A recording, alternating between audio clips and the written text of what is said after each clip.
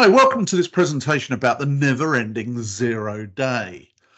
I'm Tony Anscombe, Chief Security Evangelist at ESET. I start all my presentations with a reminder that cybercrime is a business. And I think it's important that actually everybody in the cybersecurity industry has a frequent reminder of this. You hear people talking about hackers in dark garages with hoodies on and whatever. I believe a lot of cyber criminals go to the office and they have campaign managers and online people, and they look at their funnel in the same way that sales teams do. And I actually think it's run pretty much as a business.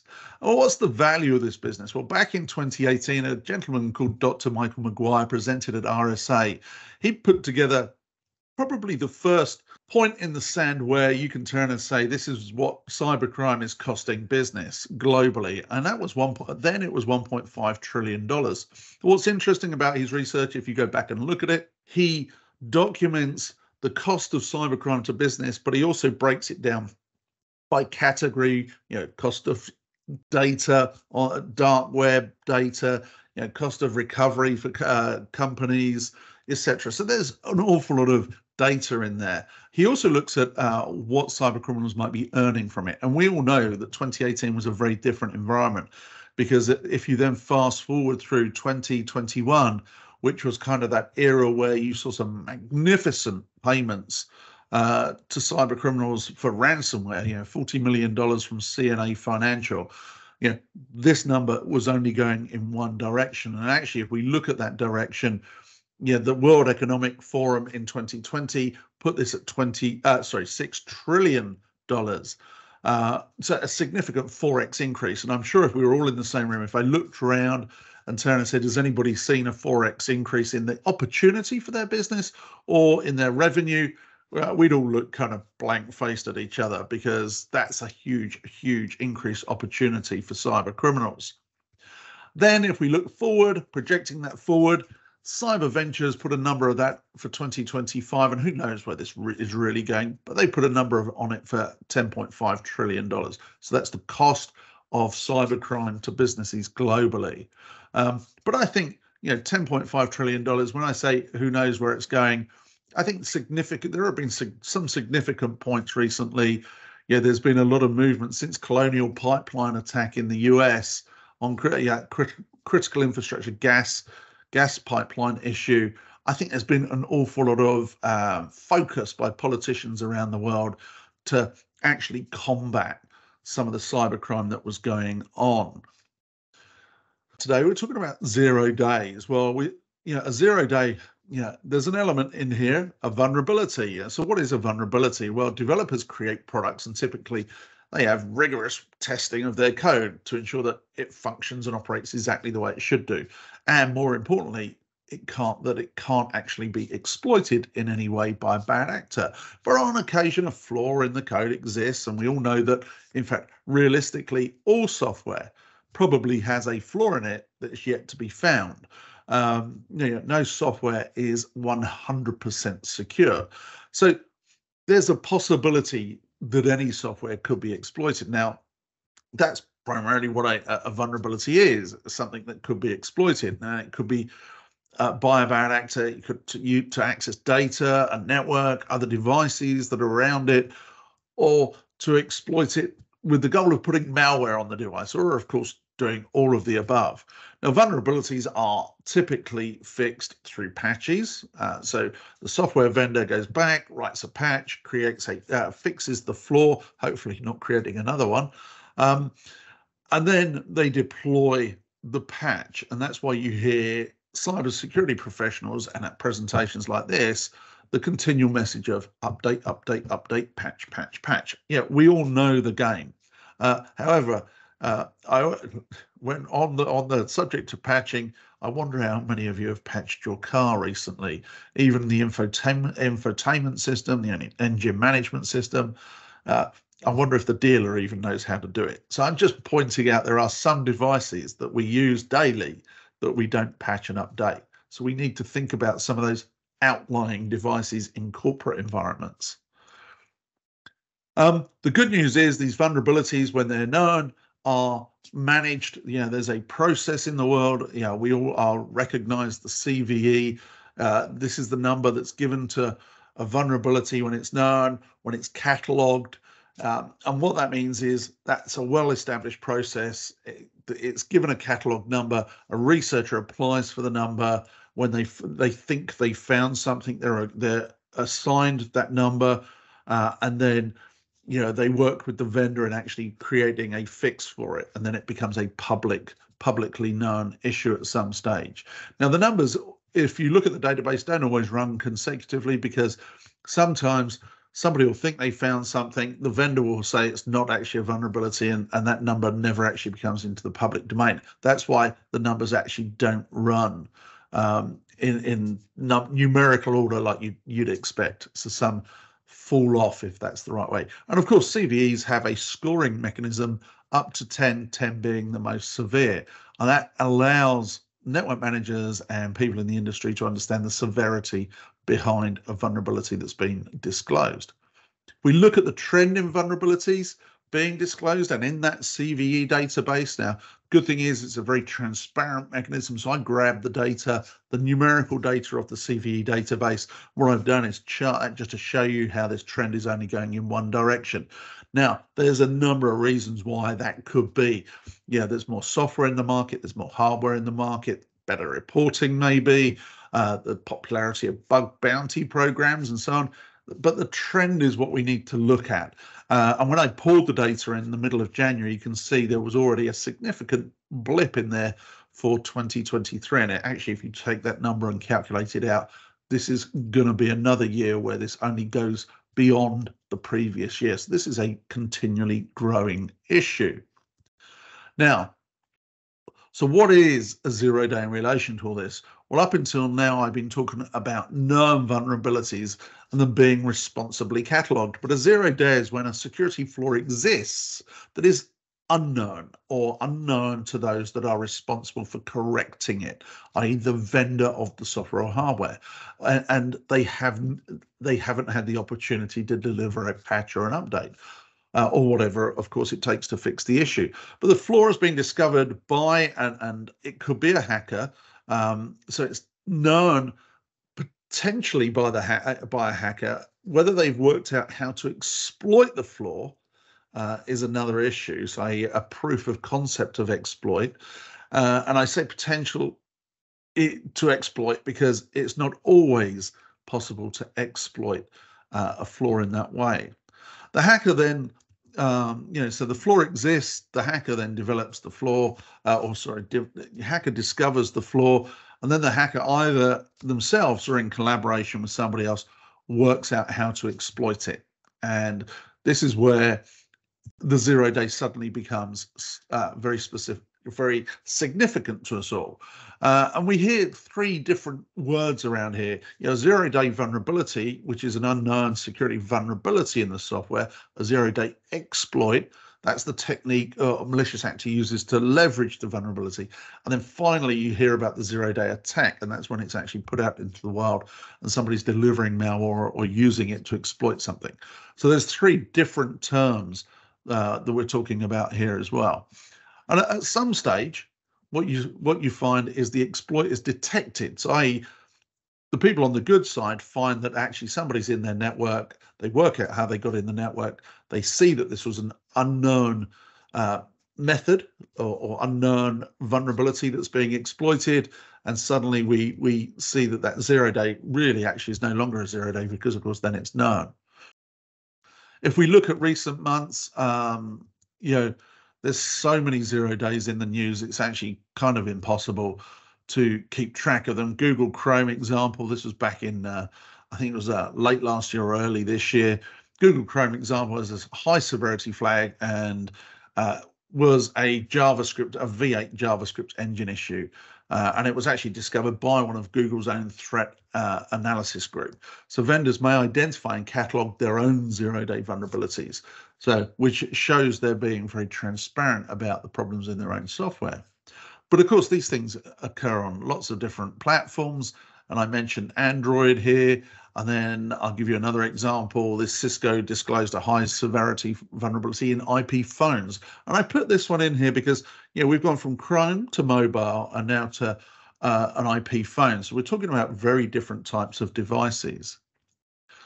And then if we continue to look on networking gear, yeah, Apple, and then Microsoft, which is probably the one we all hear about the most because of their footprint in the Windows environment. So my point here is there are so many of these, it's actually difficult to keep actual track of them. So what would you do if you discovered a vulnerability? This is an interesting or a flaw in software. Would you sell it or would you disclose it?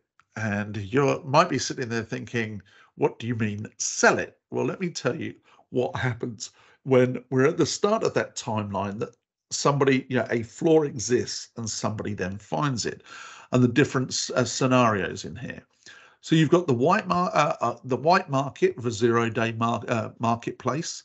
And if we look at that, if we look at bug bounty programs, and we look at the increase in money that's actually being paid in bug bounty programs, in 2020, payments this type were estimated to be $300 million. So you can see from the chart.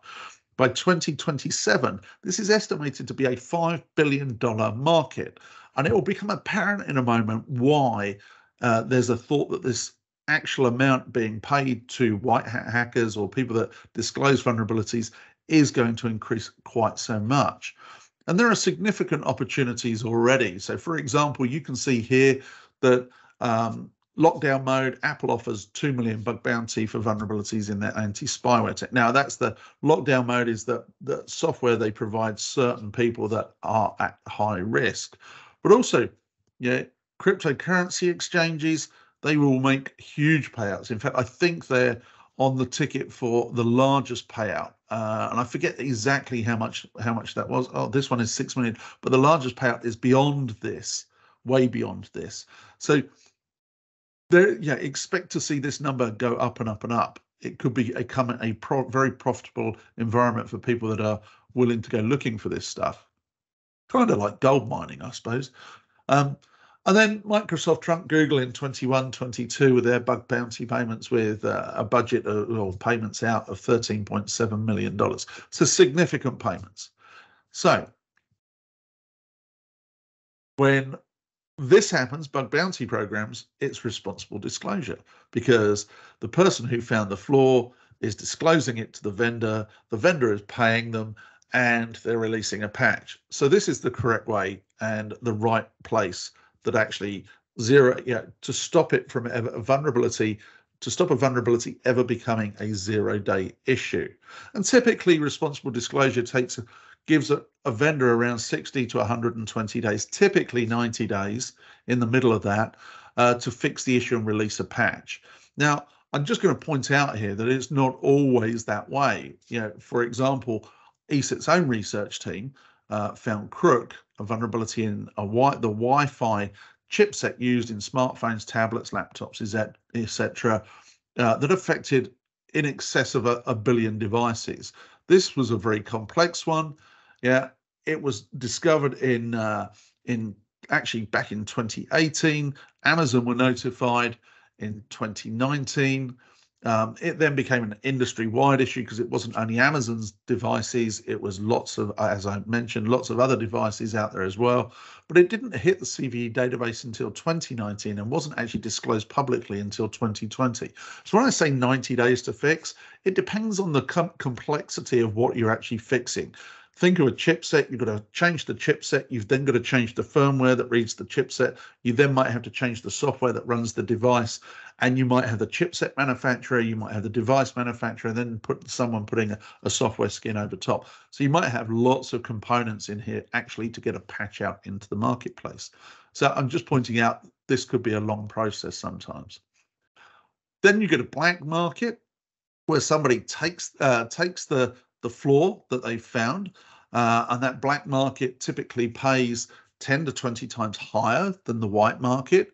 And there's a market there, believe it or not, there is a marketplace for this, and governments go out and buy things in the black market. And that's because maybe they couldn't buy things in the grey market, which is the next element we're going to come to in a moment.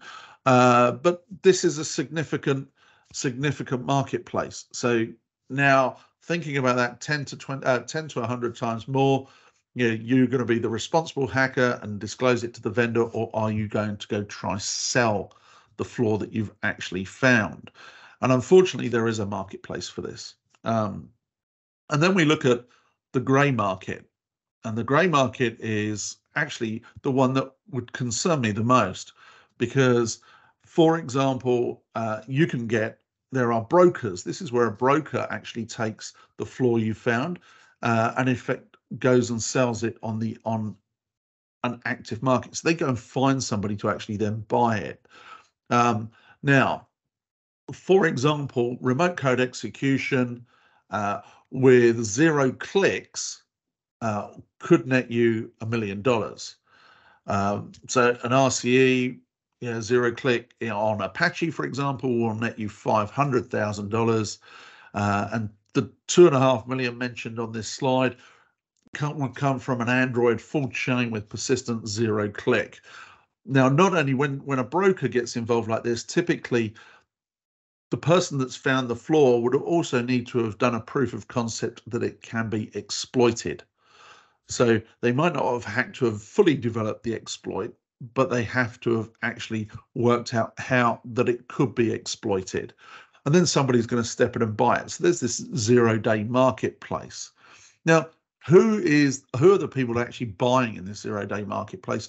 Well, unfortunately, in this instance, they're government institutions, North America, Europe, but any government institution around the world. Now, this is why that bug bounty is going from 300 million to 5 billion over the next years, because there is a marketplace to sell this stuff and there's significant money behind it. So if you found a vulnerability, you might be tempted to go sell it in the wrong way. An example of this, of course, was Eternal Blue. Now, I'm not saying this one was actually sold, but it was held on to for 5 years. It was NSA developed.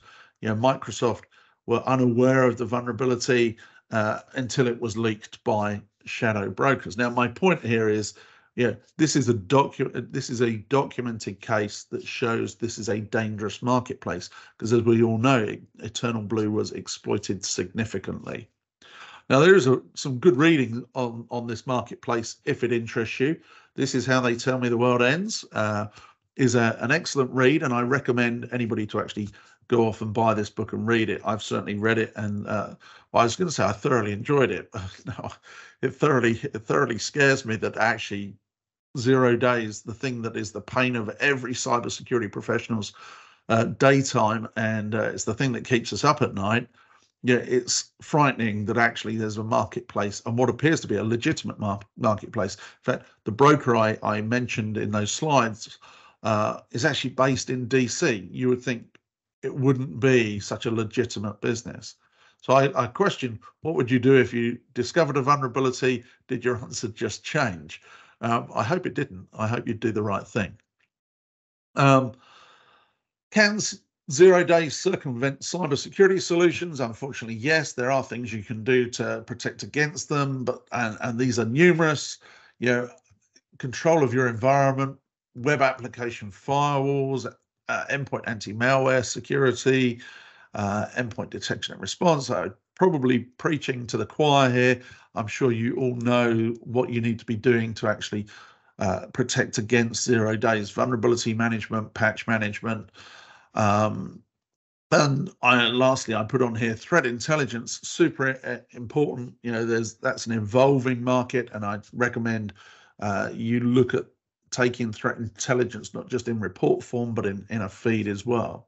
And I'm going to mention, I don't typically talk about ESET product, but I'm going to mention, what it is that helps in technology against 0 days. How do you protect against it? So I'm just going to mention LiveGuard Advanced in here.